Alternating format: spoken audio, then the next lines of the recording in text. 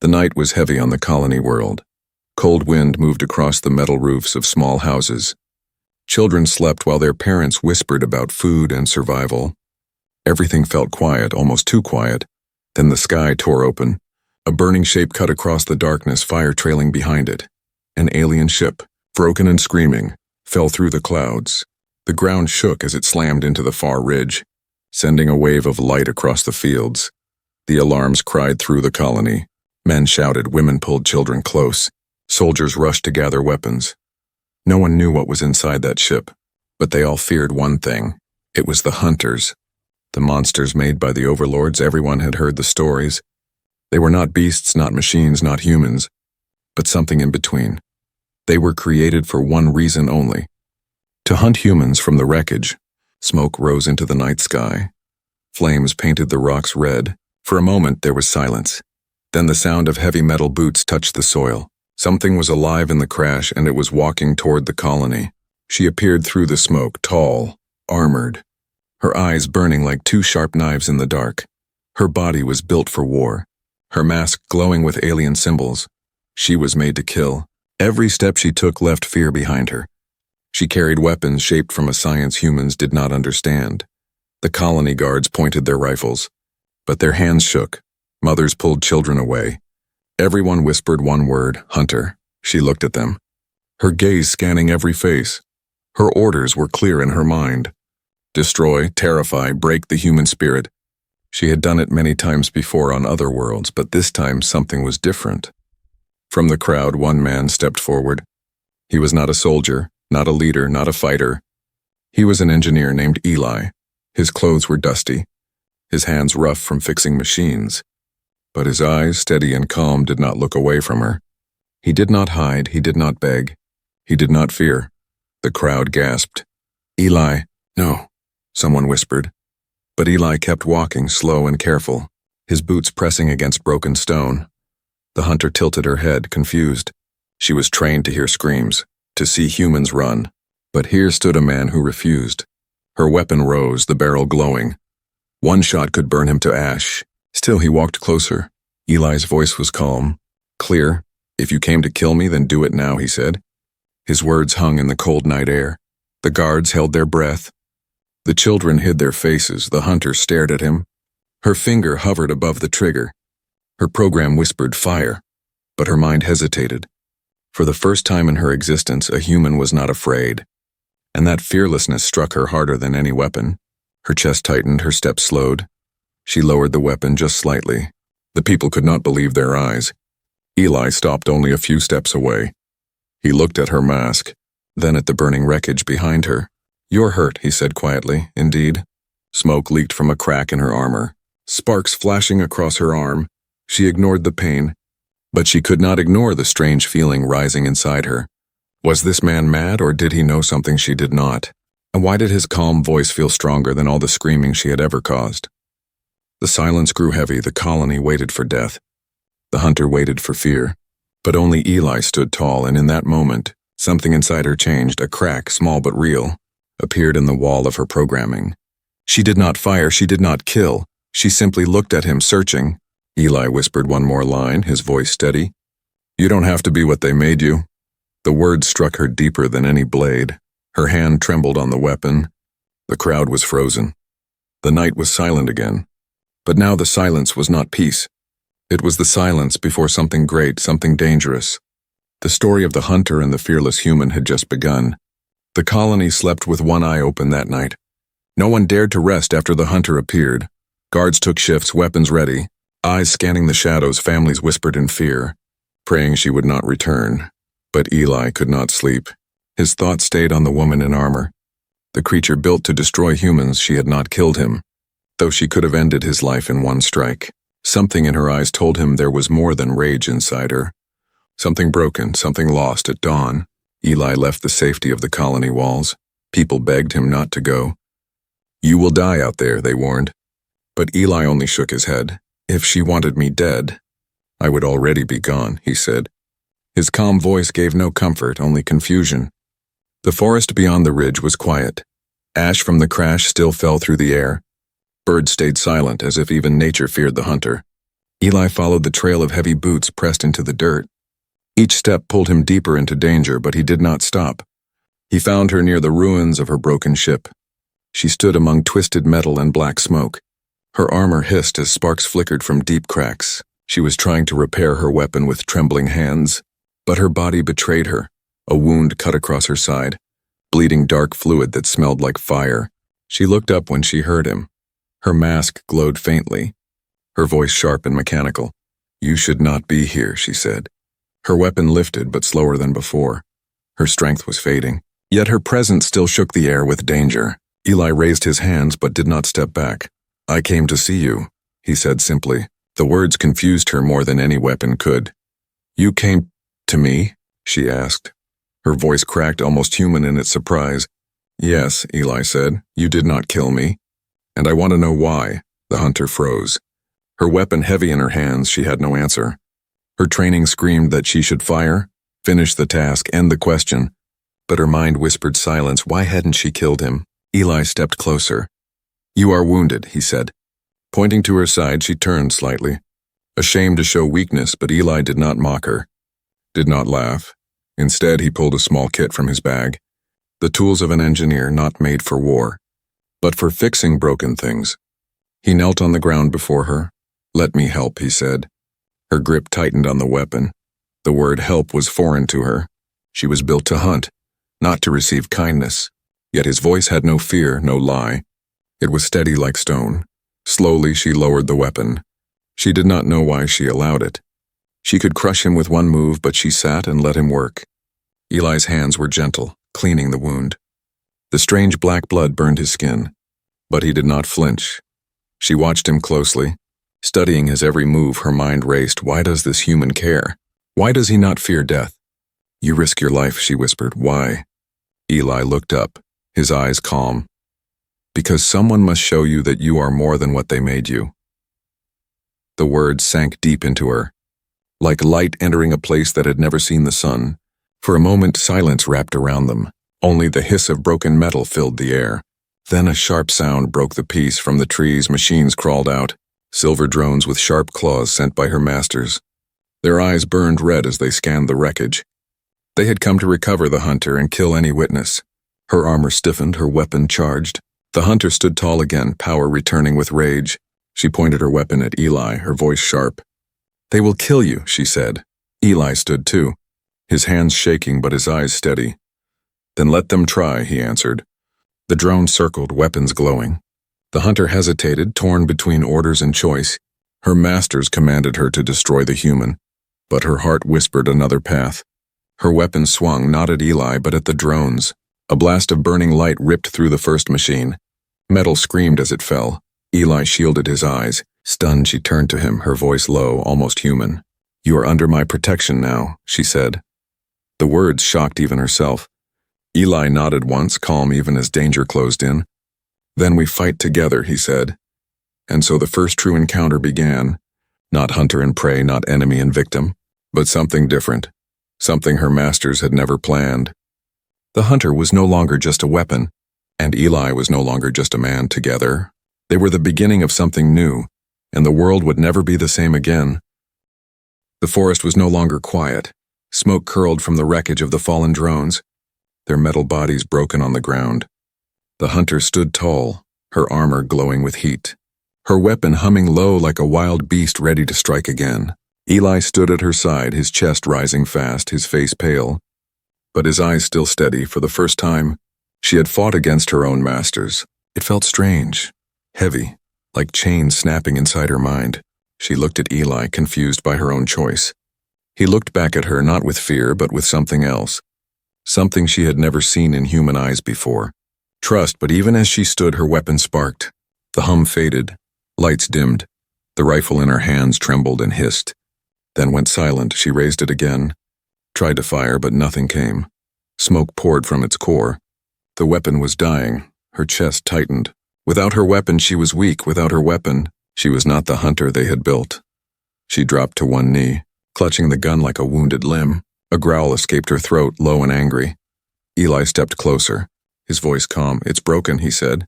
She turned on him, her mask glowing faintly. "It cannot be broken, it is me," she hissed. He shook his head slowly. "No, it is a tool. Not you." His words cut through her fury like cold water. She stared at him, her hands shaking as the weapon sparked again. She wanted to deny it, to scream. But the truth was there, the weapon was failing, and she could not change it. Eli crouched beside her. "Let me see," he said. Her instincts screamed to strike him, to push him away, but something else stopped her. She handed the weapon to him. Her fingers trembling, he touched it gently. Studying the cracks, the burnt wires, it was alien technology, far beyond his tools. But he was an engineer, and engineers never walked away from broken things. "You can't fix it," she whispered. Half in anger, half in despair, Eli looked up at her, his face calm. "Maybe I can't," he said. "But maybe I can keep it alive long enough for you to fight." The words surprised her. Why would a human help her fight? Why would he risk his life to keep her weapon alive? And her masters had built her to kill humans. But here was a human willing to save her. Eli worked with steady hands, using pieces from his pack. Wires, tools, scraps of metal. Every move burned his skin, every spark stung his flesh. But he did not stop. She watched him, silent, her mask hiding the confusion in her eyes. He was not strong, not armored, not made for war, yet he showed no fear. Only determination. Finally, he leaned back, breathing hard. "It will work." "For a little while," he said, handing the weapon back. She took it, tested the charge. A weak glow returned, not strong but alive. Her heart beat faster, not from power but from the thought that he had done this for her. Before she could speak, the trees trembled. More drones appeared at the edge of the clearing, their red eyes glowing. They moved in silence, fast and sharp. Eli gripped a broken branch, the only weapon he had. The hunter stood, raising the damaged rifle. It whined, weaker than before. But ready, she looked at him. "You should run," she said. Eli shook his head. "No. I stay." The drones charged, the hunter fired, the blast tearing through the first two machines. But the rifle screamed, sparks flying from its side. She felt the weakness, the limit. The weapon would not last. Eli struck one drone with the branch, sparks flying as metal cracked. He was thrown back, blood on his arm, but he stood again. The hunter crushed another drone with her bare hands, her armor sparking as claws tore at her chest. Together they fought, human and hunter, side by side. And when the last drone fell, silence returned, heavy and dark. The weapon in her hand gave one final spark and died. Smoke poured from it. The glow gone, she stared at it, her chest heavy. The hunter without her weapon was not a hunter at all. Or so she thought. Eli touched her arm, his voice low. "You are more than that weapon," he said. "You fought without it. You saved me without it." Her mask flickered, her breath deep. She did not know how to answer.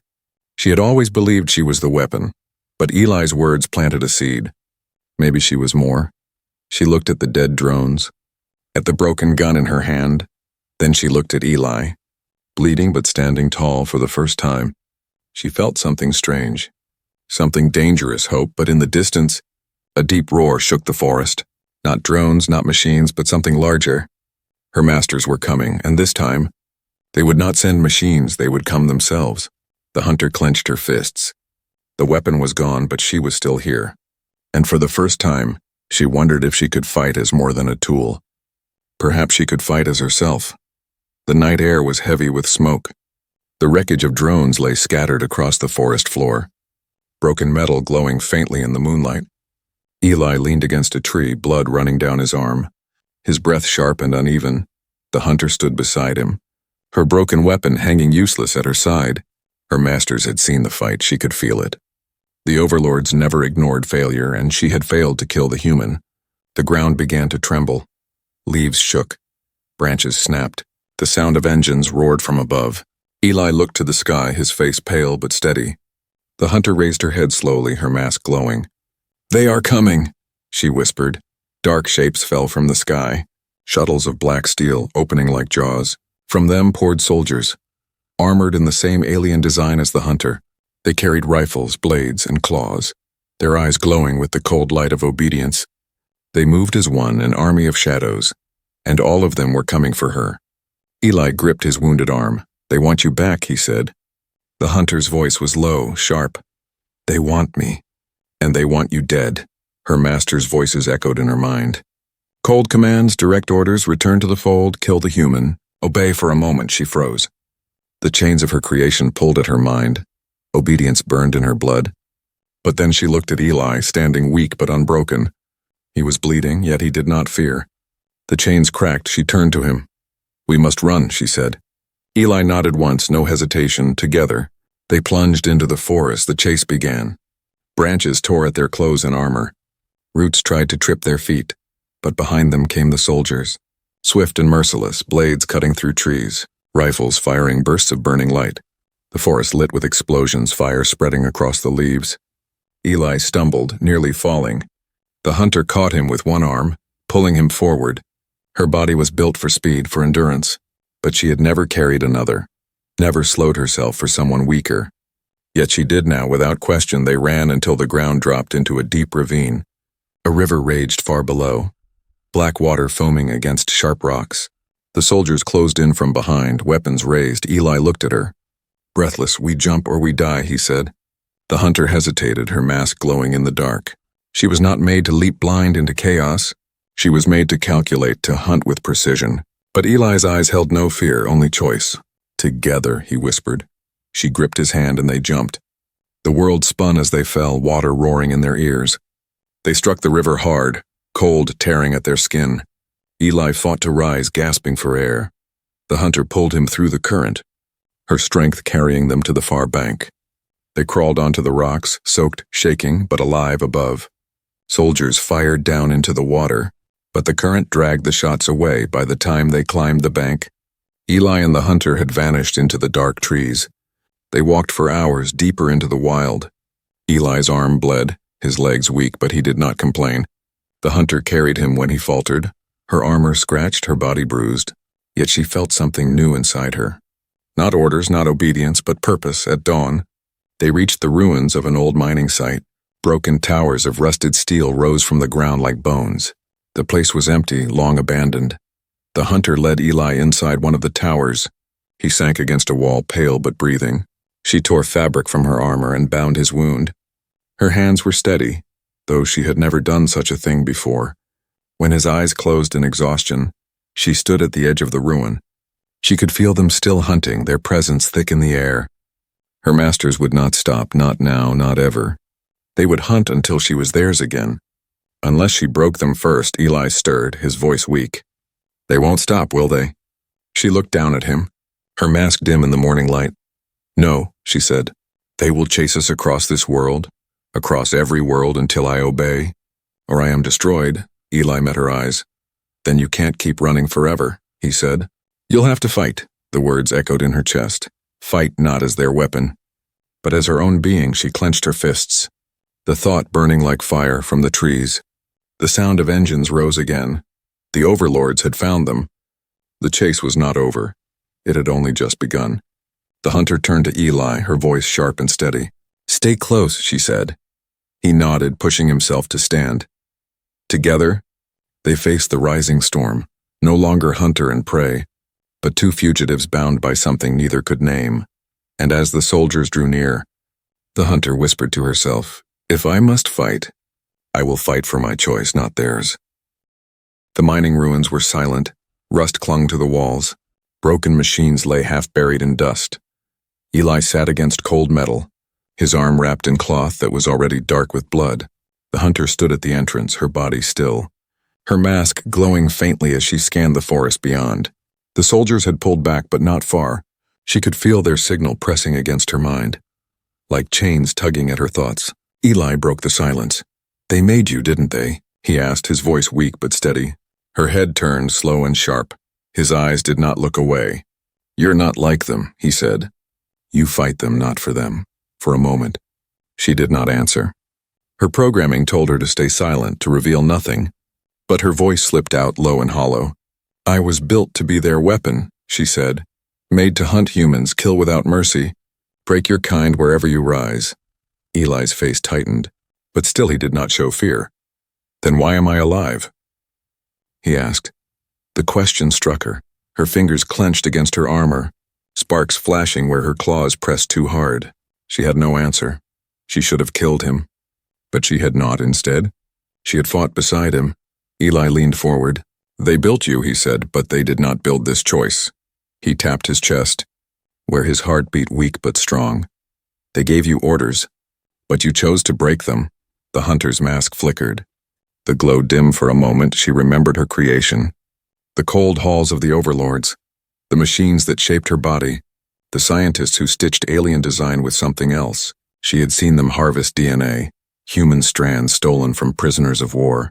Her body was alien, her strength unnatural, but in her veins flowed human blood.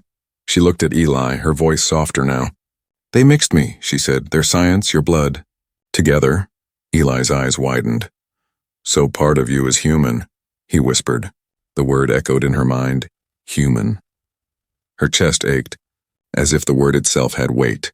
"I was not born, I was made," she said. "They shaped me to fear nothing, to feel nothing, except the command to hunt." Her claws scraped the wall, leaving deep scars in the metal. "But when you looked at me, you did not fear. And my orders broke." Eli's lips curved in a faint, tired smile. "Maybe that's the human part of you," he said. "The part they cannot control." For a moment, she stood frozen, her mind torn between rage and confusion. She wanted to deny it, to crush the thought.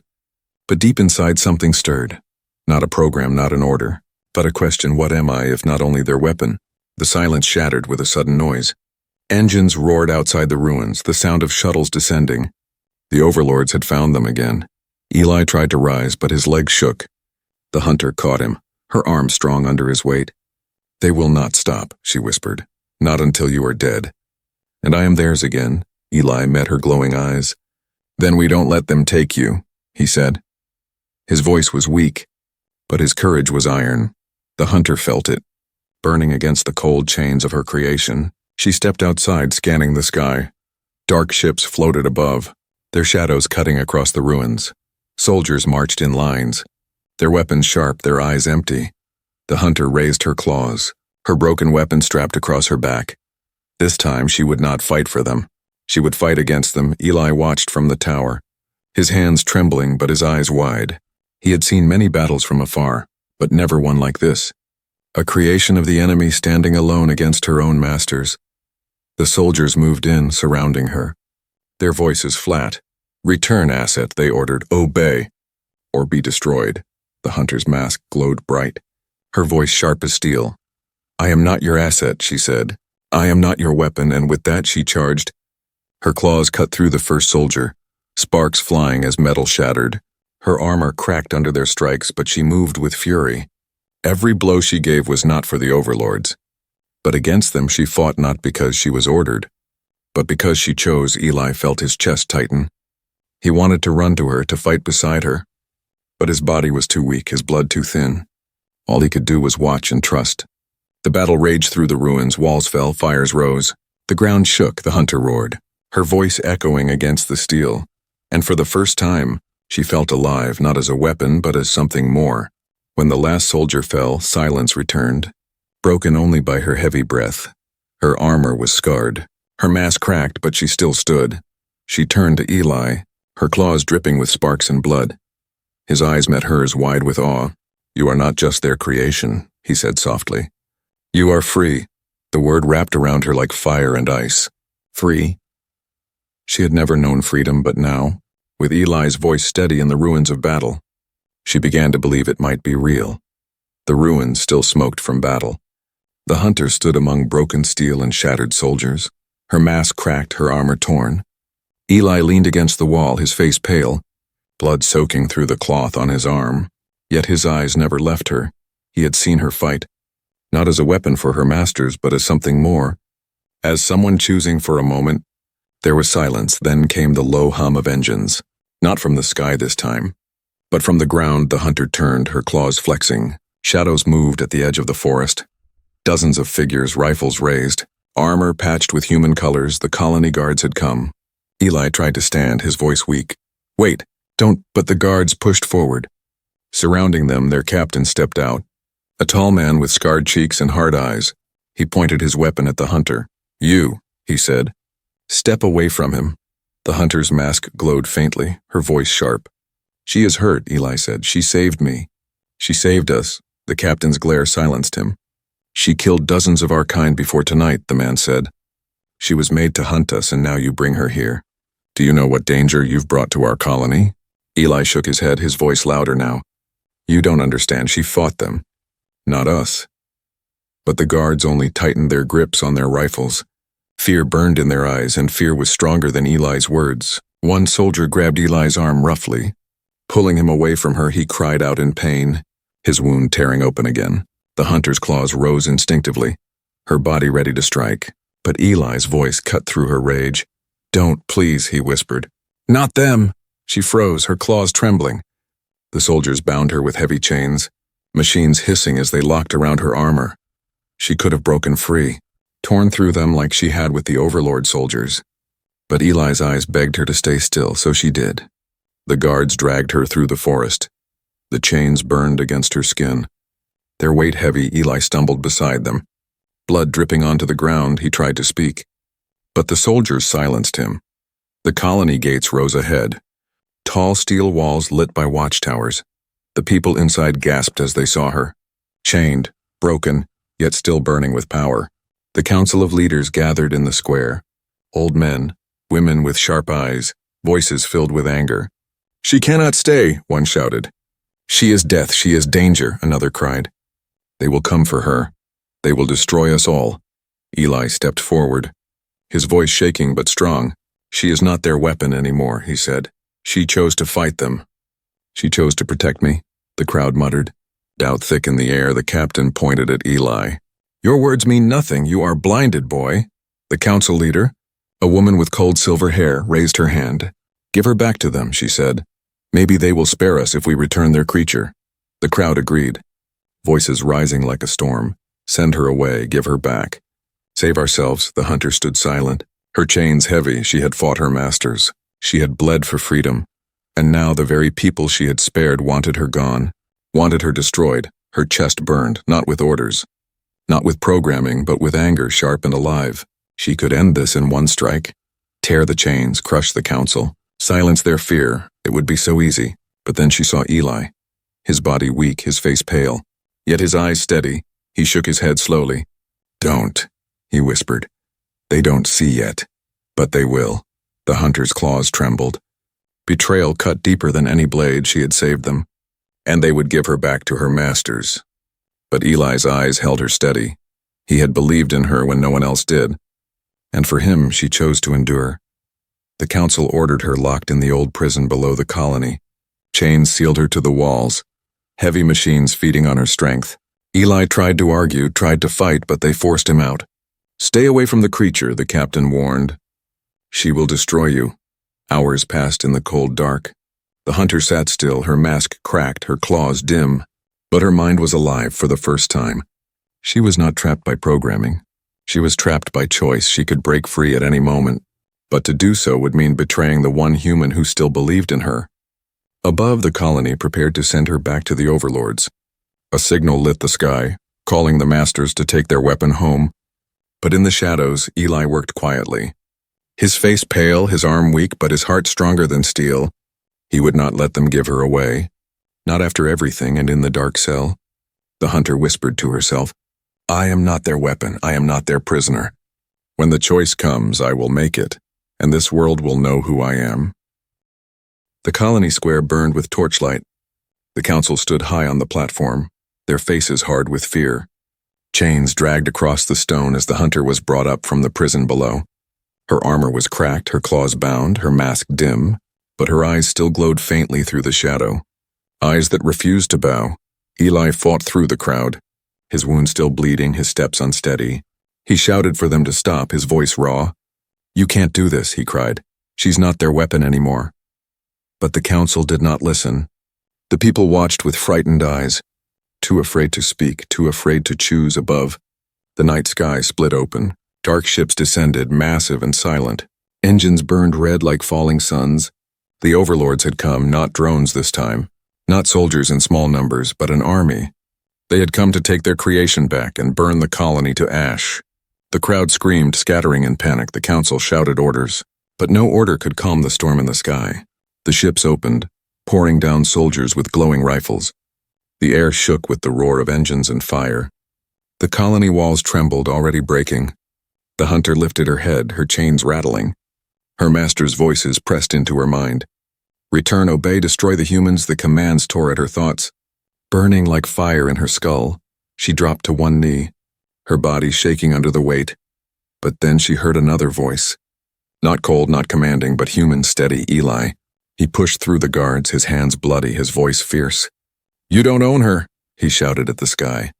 She is not your weapon. Not anymore. His words cut through the night. Through her chains, the hunter looked at him. And in his eyes she saw not fear, but fire. The fire of choice. The fire of freedom. With a roar, she pulled. Chains cracked, machines sparked, metal screamed. Her armor flared with light as she tore free. The guards stumbled back in terror. The council gasped. The hunter stood tall, claws glowing once more, not as their prisoner, not as their weapon, but as herself. The soldiers of the overlord stormed the square.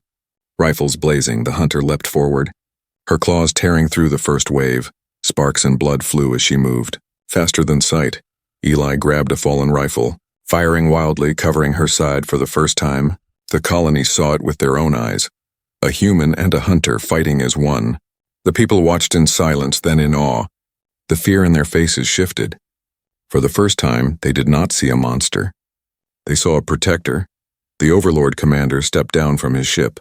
A massive figure, armor black as night, eyes burning like suns. He raised a blade taller than Eli, his voice booming. You are ours, he roared at her. You were made for us, to kill them. To serve us. The hunter stood before him, her claws dripping with fire.